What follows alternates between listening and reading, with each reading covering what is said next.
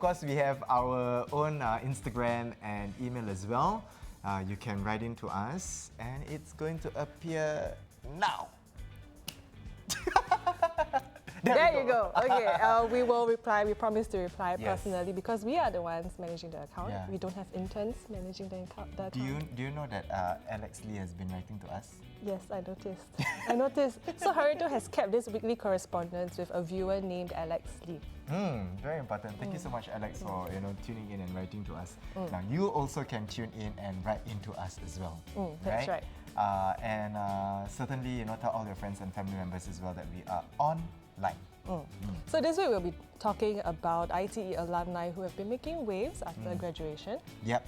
And we will also talk about the fostering landscape here in Singapore. Now, this is based on a FYP project by NTU students. Yeah.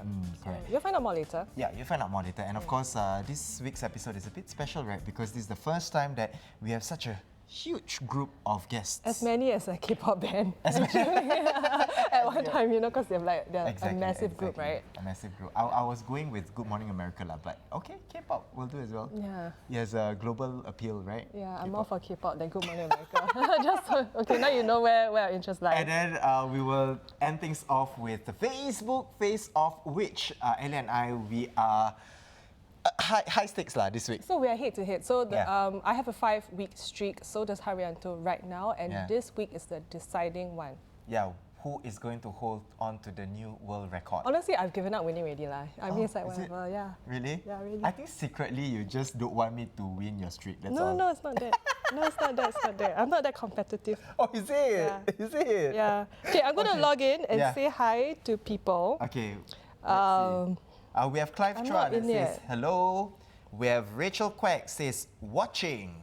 Nice. I'm in. Okay, I'll say hi, everybody. Hello, everyone. Hi, everybody. Tell your friends and family that we are online. Okay. Okay. Nice. All right.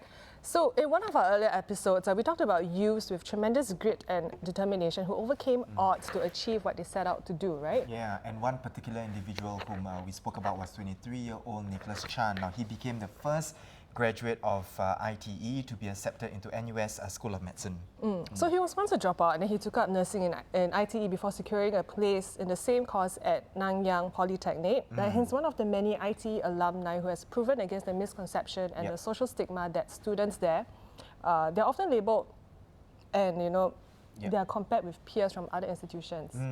Now, joining us tonight, of course, we have other ITE alumni who, like Nicholas, are making waves in their own ways. So without further ado, ladies and gentlemen, boys and girls, please give it up for Andre and Alina. Hi! Do you want to say hi to anybody? Your Launia, your Abu, your Amma? I'd like to say hi to all the viewers and most importantly, our 5 senses are regular customers. Yeah. Oh, wow. Supporting us. Yeah. Okay, so if you need to know, right, Alina and Andre here, they are owners of restaurant 5 Senses Bistro, correct? And of course, the point that we're making here, right, Alyssa, is that it does not matter which education path one takes. At the end of the day, what matters most is that one takes the route that is best for him or her, that plays to their strengths, correct? And of course, there's hard work and perseverance as well. That's right. So maybe you could tell us and the viewers a bit more about yourselves. I'm 27 years old this year. Of course, I love to cook, but I have other hobbies like riding bike, going out to watch movie with my wife, It's out there, they're married. It's out there, they're married. And tell us more about how you guys met, because I understand that you guys started out at ITE and that is the cooking course. Yeah, tell us more about that. Was it, out of passion, born out of passion that you wanted to pursue cooking? How did it happen? For me, ever since young, I love to cook. So I think my choice, my career will be, pursuing culinary arts. So I think I just go for it and let myself try. People say girls cannot be in the kitchen, but I don't think so. I think I made it. And so I further on to diploma course, and this is how we met. Yeah. So you guys met in school? Yeah, right. We are classmates. Wow, Yes. classmates, and then now husband and wife and business owners as well. Yes, that's right. And Andre, for you, I understand that you actually got offered a place in Polytechnic, but you decided you didn't want to take it up because you wanted to pursue cooking. And you come from a family of chefs as well. Yeah. Tell us more about that. I think it runs in the blood. Yeah. You know, so at a very young age, at 16 years old, I really know what I want to do. So that's the reason why I think, rather than going to poly, to something I don't see myself, pursuing in the future, just take the leap of faith to go to ITE, and then now I'm here. So, what did friends and family say when they found out that you wanted to go to ITE? Nothing much. They're pretty supportive, lah. My own family, yes, very supportive. As long as whatever we want to do, they will just say, go for it. Just do your best and don't give up halfway. Yeah. So we've had a few F&B owners come on, and they all say that it's not easy setting up a business here in Singapore. What do you think? And then why do you set up an F&B business here? I tell you, it's hell. Okay, it's hell. Okay, because when we first started, firstly, it's the financial issue. Opening a cafe or restaurant in Singapore takes about $500,000.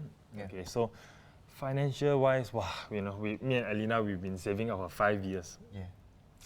Today we have so much money. Tomorrow, when we start our first outlet, literally zero. We can literally cut the card.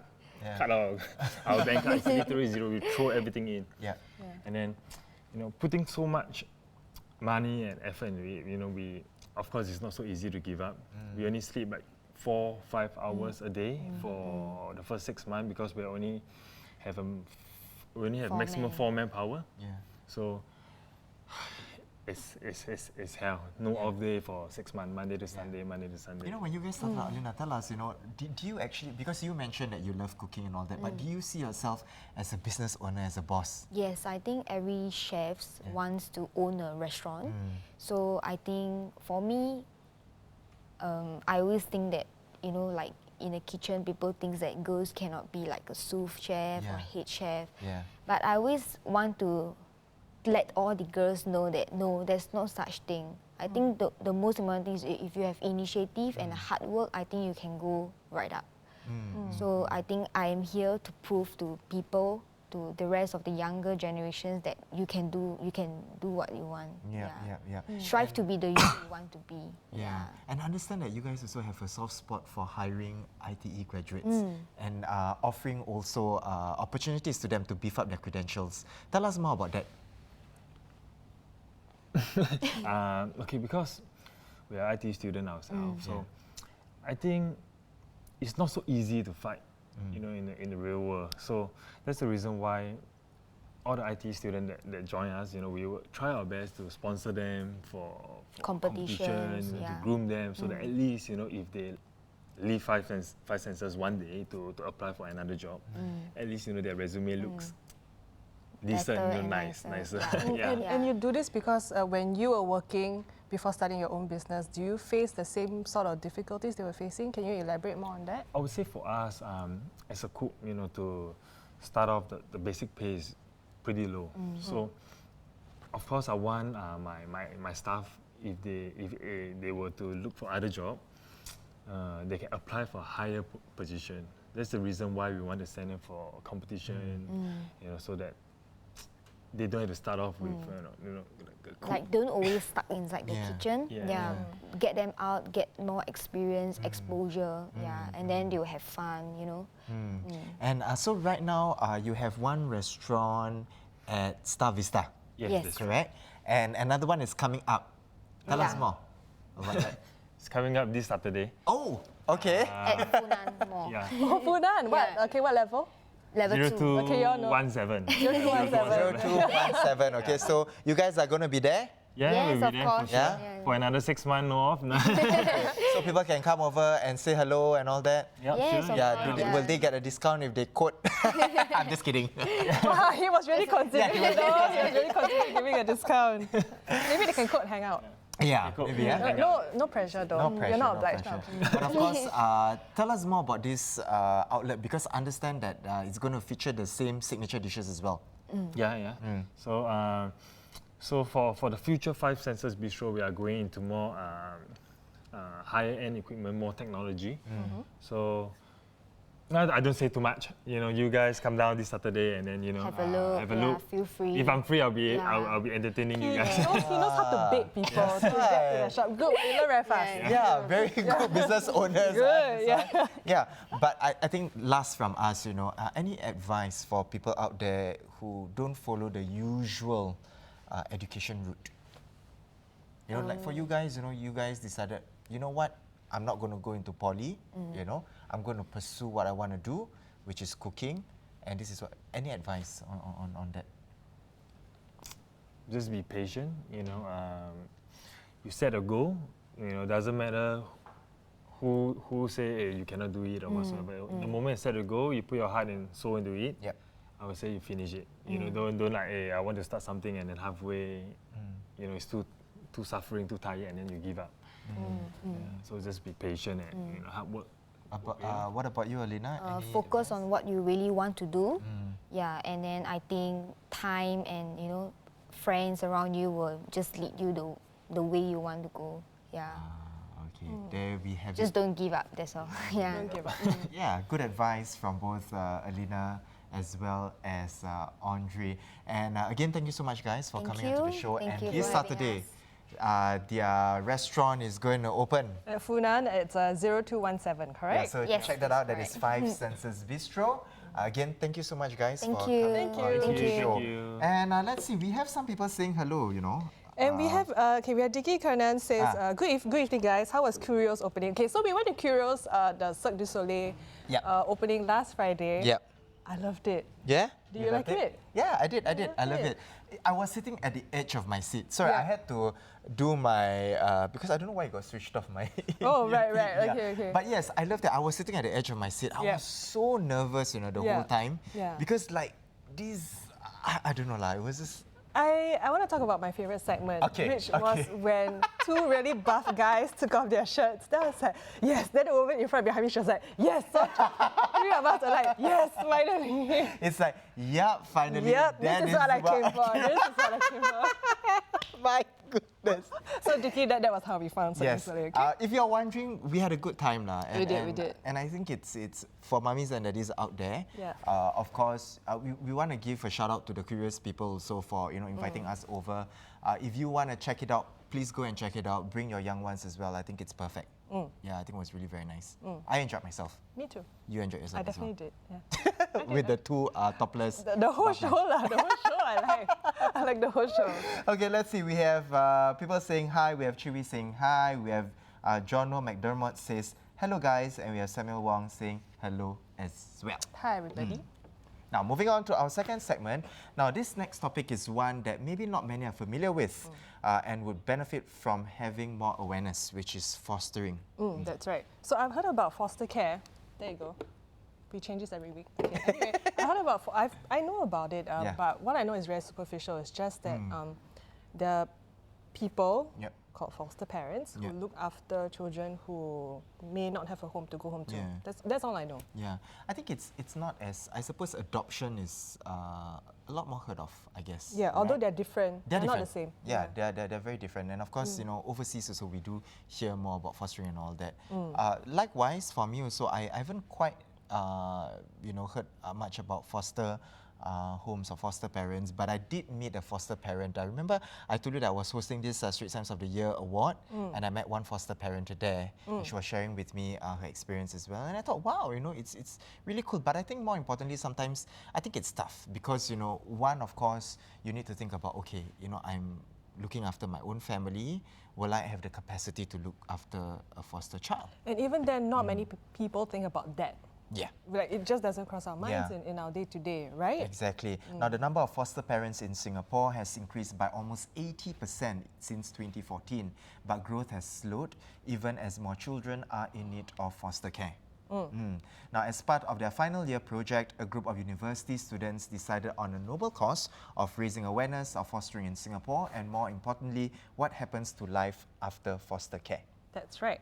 Sorry, my script not loading. Can I look at it? Yes. Okay, so you stop where? Their findings, Sorry. accumulation of interviews. Okay, so they did findings, and it was accumulation of interviews and research done over 8 months, and they've put it all very neatly into a very nice website called All Roads Lead to Home. I think it's a pun on All Roads Lead to Rome. I didn't think of that. Yeah, I got it. I got it. So what you see right now is really the website as well. Now, before we, of course, introduce the guests, we want to ask viewers at home, you know, you're watching us right now, wherever you are, right? What more do you think can be done for fostering in Singapore, right?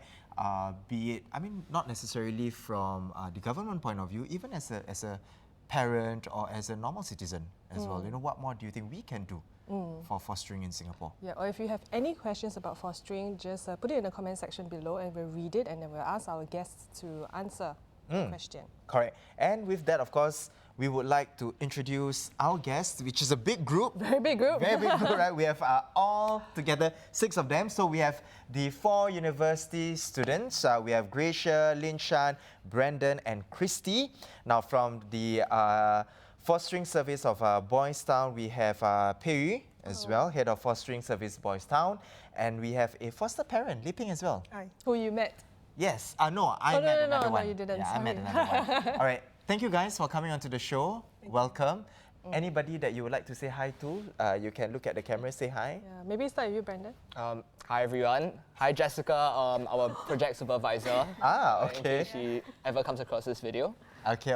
Li Ping, yourself? Hi to my family at home, Joseph and all the boys. You have to go to sleep soon. Yeah, speaking like a parent, like a school parent. What about Pei Yu, yourself? Hello, I'm Pei Yu, Head of Fostering Services Boys Town. And then we have our 3 ladies behind. I think Brandon speaks first. Yeah. Oh, wow! You guys must have a voice. Come on. Just. Jessica. Hi, Mom. Hi, Mom. Hi Jessica, and hi to all our friends or everyone that we ever interviewed watching this. All right. Thank you So, so much. for those watching at home, if you're wondering why we brought up this topic, apart from wanting to raise awareness about it, it's because the Straits Times picked up their FYP project. We came across it, and we thought that it's a good thing for people to know. So if you're just wondering how this all came about, Yep, it's thanks exactly. to the NTU students. And of course, you know, I think we want to ask the NTU students first, Brandon. You know, why do you guys decide, you know, to do on foster? How did it come about to talk about this on your for your FYP project? So I think mainly as journalism students, we wanted to produce a journalism package that's meaningful, that actually speaks to Singaporeans, that after we graduate, it has a lasting impact on Singapore. So initially we were thinking about adoption. You know, it was already a strange concept for us, but we were thinking it's meaningful. And along the research of adoption, we came across an even stranger term, which is fostering. So adoption was already unfamiliar. Fostering was just completely foreign to us. And because of that, we felt that if we didn't know what this was, perhaps like other Singaporeans wouldn't know what it was as well. So we did some surveys and we found that indeed Singaporeans don't know what fostering is. And then that's how we embarked on this topic from there. So maybe very quickly, could you summarize what people can expect to see on the website?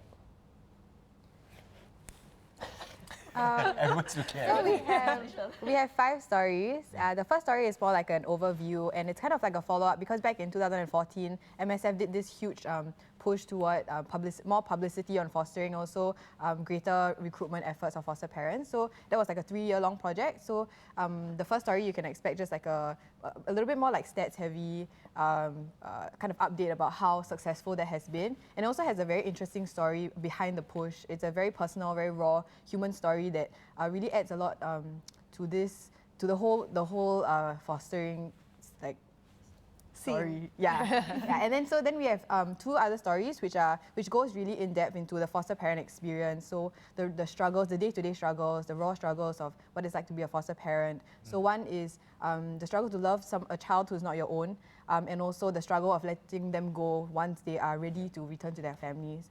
Yeah. And our fourth story is a community story, which ST picked up. It's about homeless youths who age out of the system and what happens to them after they graduate out of the care of the government. And the last story is a community story. It's about how there's actually a rise in a number of people rallying around this whole fostering the fostering community and helping them. And it really takes a village to raise a child, and that story really brings out that concept. Yeah.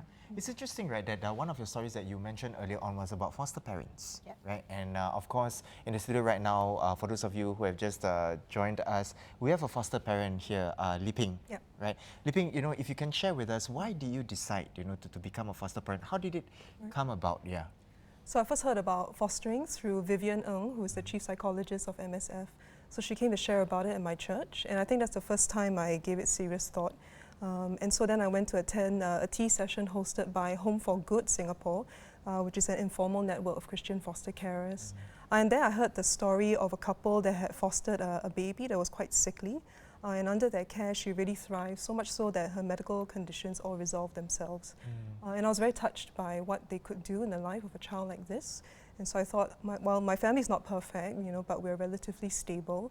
Perhaps it's something we could do. And as a Christian, I felt it was a call from the Lord. But even then, I struggled for a year before I said yes. And it really came down to one night as I put my kids to bed, and I realized, my kids get to enjoy this every night. But there are many children that don't have this privilege. And Liping, I understand that you have 3 sons of your own. That's right. And how many are you fostering now? 2 other boys, so it's 5 total. 5 in total. So it must be a party in the house, yeah? Yes, it is. Yeah. Yes. Are there any challenges, to being a foster parent? Yeah, certainly. I mean, I think as one of the students mentioned, the challenge is to love someone that's not your flesh and blood. Yeah. So I was quite unprepared for that. The truth is you won't feel the same towards this child. And so I had to struggle with how to continue loving, not just through feeling, but really in action and commitment to the child. And also many of these children come with a background of trauma. And so I had to learn new skills, new knowledge, and not just kind of parent them the normal way. Yeah. Of course, foster parents as yourself, you are not alone. You definitely have help, as you mentioned. And Pei Yu, you are head of fostering services at Boys Town. Can you share more about Boys Town and what help you offer to foster parents? Boys Town, we are a social service organisation that helps children and youth at risk. So fostering services is one of the services that we offer. So some of the ways that we help our foster parents is we will conduct very regular home visits to make sure our foster parents and our foster children are okay in their setting.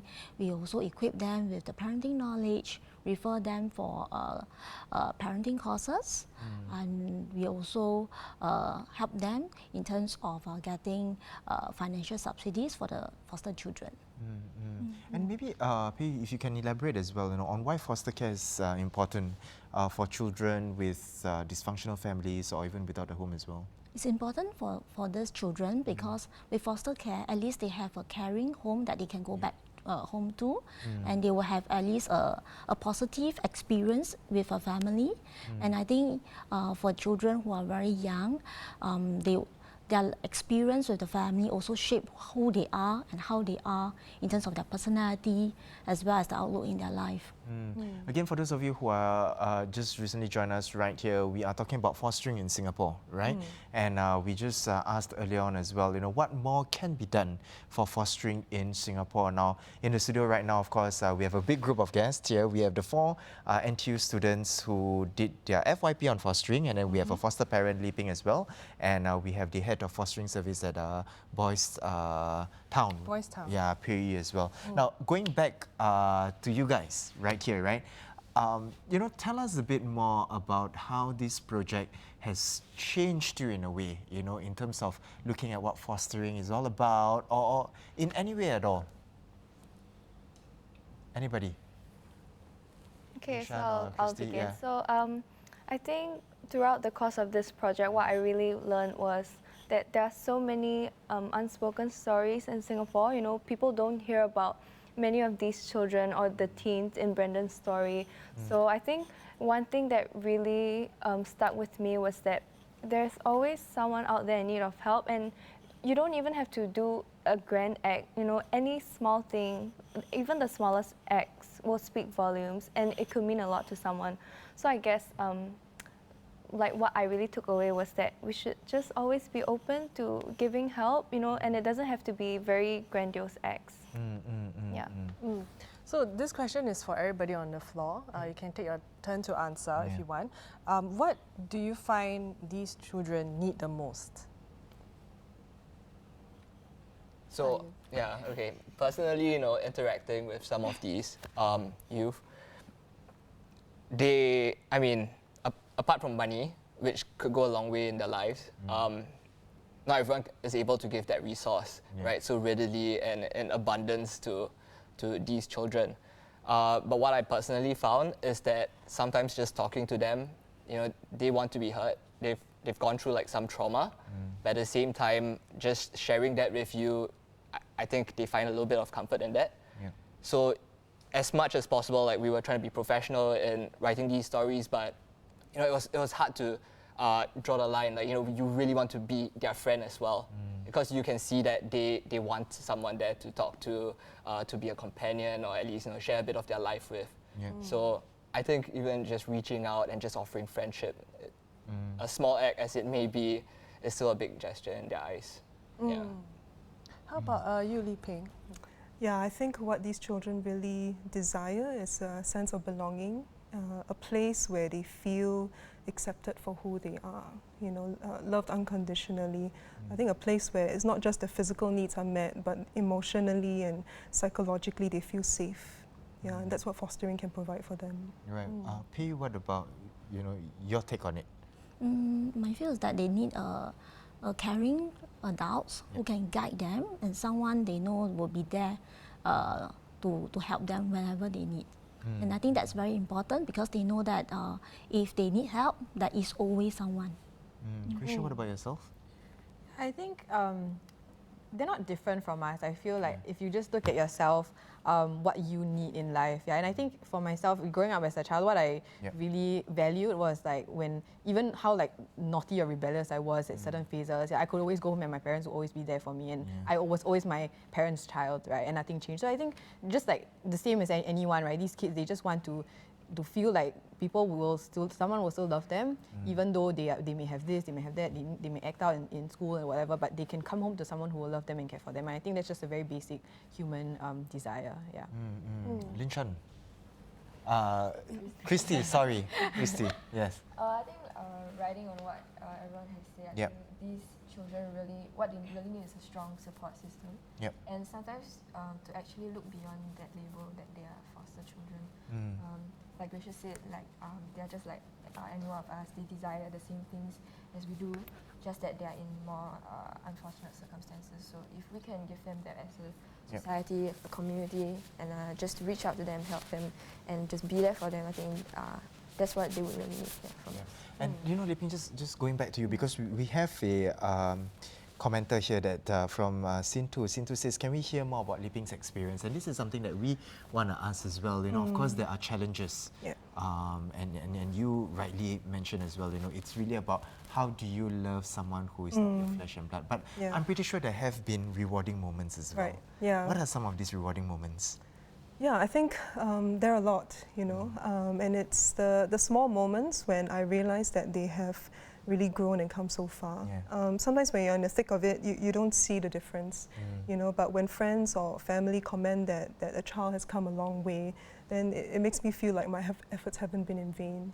So one very practical example is that when my first child came, he used to be quite down emotionally a lot.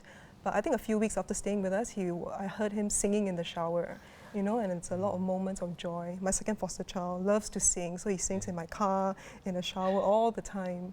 And when I see that improving in school and all that, that gives me a lot of joy as well.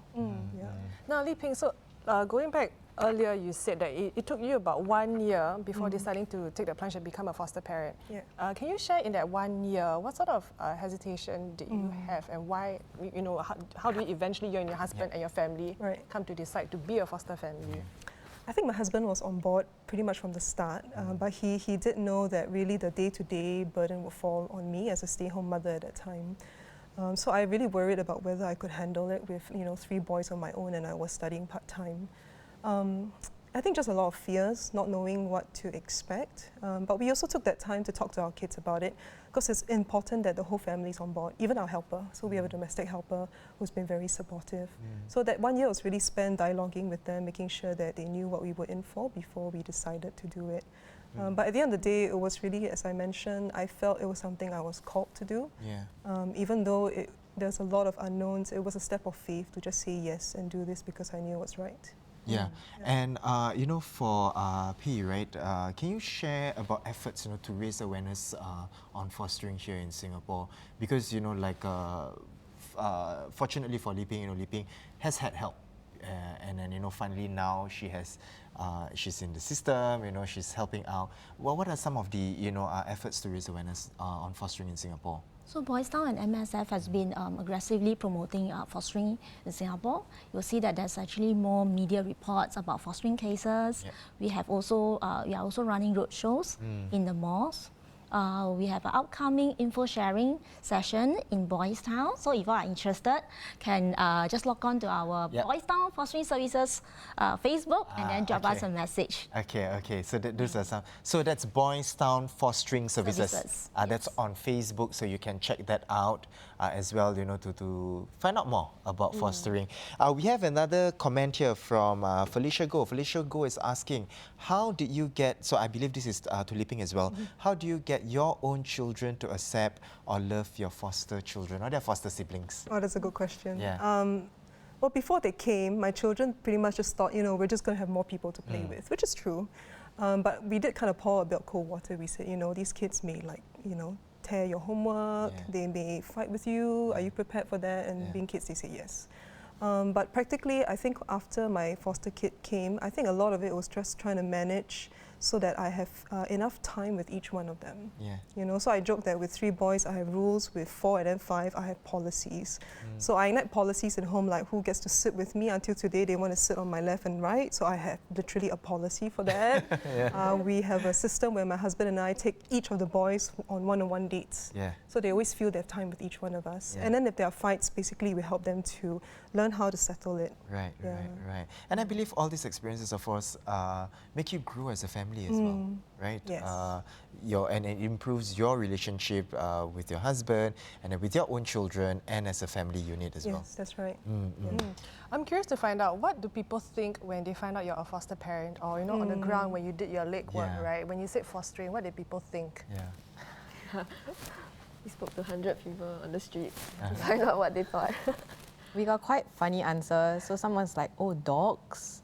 Like fostering dogs. And then some guy was like, oh, when you house exchange students from overseas. So a lot of them had very, either they didn't know what it was, or they had very loose ideas. Or like, you take care of other people's kids, but they don't know like why or for how long or the mechanics of it. Right. And Li Ping, when you meet people and you introduce yourself and when you do talk about your fostering, what is the general reaction that you get? Well, usually if they see all of them, they're like, are all these yours, you know? And then I say, yes, they're mine, you know? But most people will tend to mix up fostering and adoption. So usually I always have to explain the difference. You know, fostering is temporary, adoption is a legal process that's permanent. Because to be clear, fostering, the end goal is to reunite the child with their biological parents, right? Like a reintegration now once the end of it, right? And of course, adoption, like what Li Ping mentioned, there is the legality of it as well. All right, thank you so much again, you know, to our 4 our K-pop group. Our K-pop group. We have Brandon, Christy, and then we have Linshan, as well as we have Gracia. And then we have our foster parent, Li Ping, and of course we have our from head of Boys Town as well. fostering. From Boys Town we have Pei. Thank you so much, guys, for coming on to the having show. us. You know, talk more about fostering. I mean, again, of course, you know, for more on the FYP project, you can log on to the All roads website, lead to home. .info. That's right. Correct. I'm so And proud then, of of course, myself. like P mentioned as well, there is an event that's coming up for Boys Town. Yes. That is Boys Town Fostering Services, Facebook. On Facebook, Facebook. right? And then, Li Ping, anything that you want to hope for? There is the Home for Good. Home for Good. For Good SG. So we have a Facebook page. You can like us, and we run tea sessions every quarter or so with one of the fostering agencies. All right. Thank you so much, guys. But of course, we don't want our guests to go away first because we want to end things off with our Facebook face-off.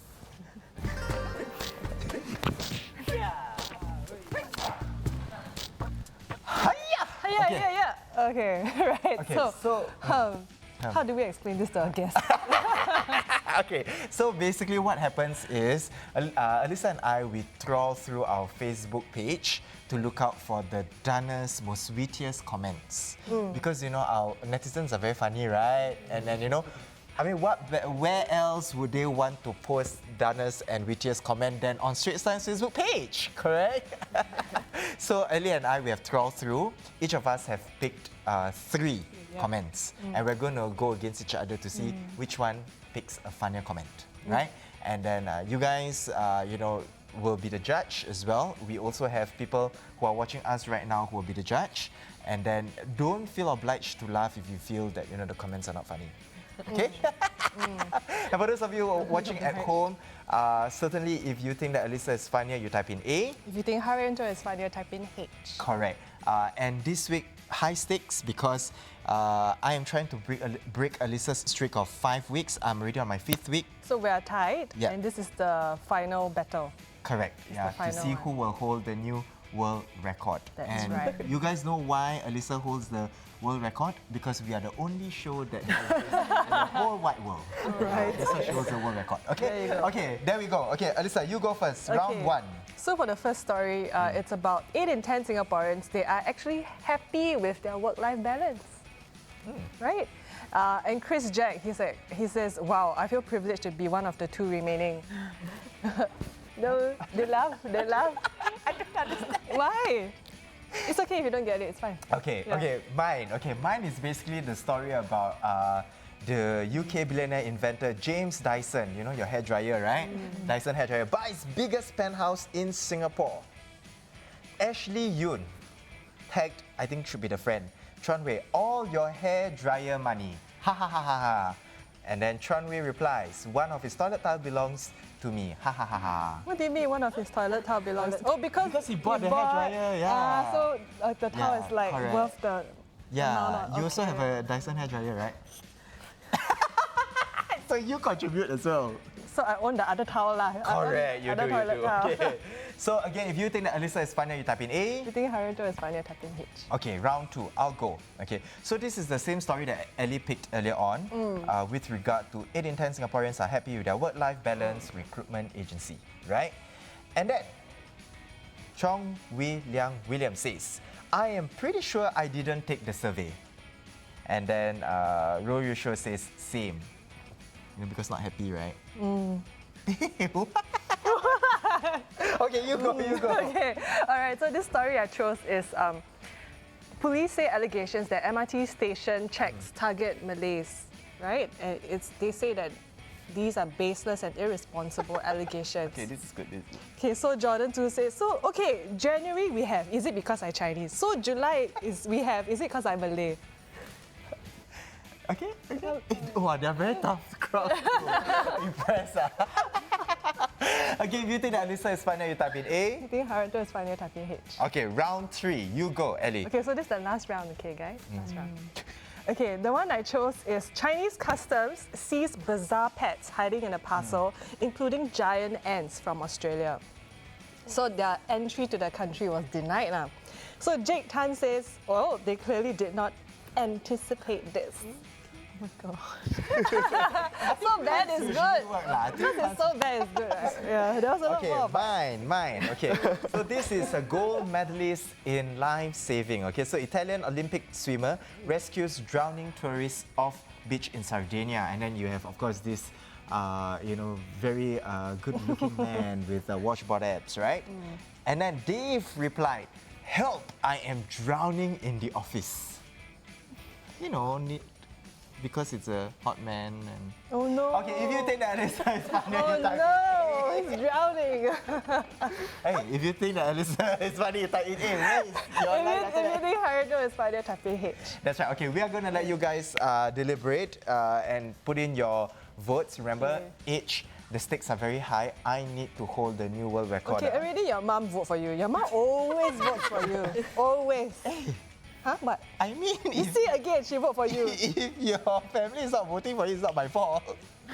Okay, never mind. Okay, this is what we're going to ask. Okay, We are going to ask you guys, right? You guys will also have a vote as well, okay? And our producer will listen in and put in your score. Okay, so Brendan, is it A or H? A. Thanks. Liping? A. Thanks. Peggy? A. Thanks. I got straight in. How's it? Sorry, A. It's a slaughter. A. Okay, Christy, I'm depending on you. You know it, it's A. Okay. Very nice. Where are all my H's? Come on. Okay. Of course, we have other comments as well. Now, for those of you, of course, who have just joined us, today we talked about two segments, right? One, of course, we had guests who are Andre and Alina. Now, they are the owners of 5 Senses Bistro. They certainly, graduated from ITE. But of course, what we want to say here is that it doesn't matter what one takes in terms of education. What matters most is really setting out what you want to do and persevering and working hard. And then, of course, the second segment, we talk about fostering, of which we had the 4 NTU students who did their FYP project on fostering, right? And then we also have Liping, who's a foster parent, and we also have Pei from Boys Town as well, right? Okay, so results are in. I think I will win it. Producer, in 5, 4, 3, 2, 1.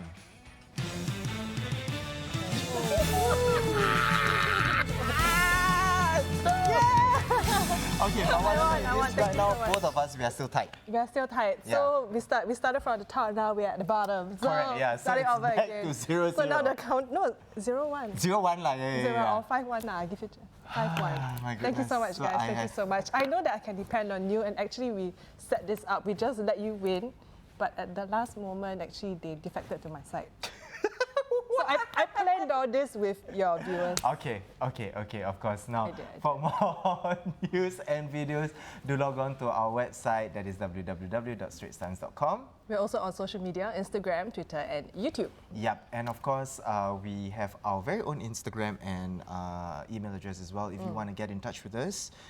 If you want to know anything more about what we've discussed. Or if you want to send a gif of a goat, that's fine, because I had it before. Yes, greatest of all time. No title, no context, just a gif of a goat. But because you're the greatest of all time. I know, right? Especially today. Wow!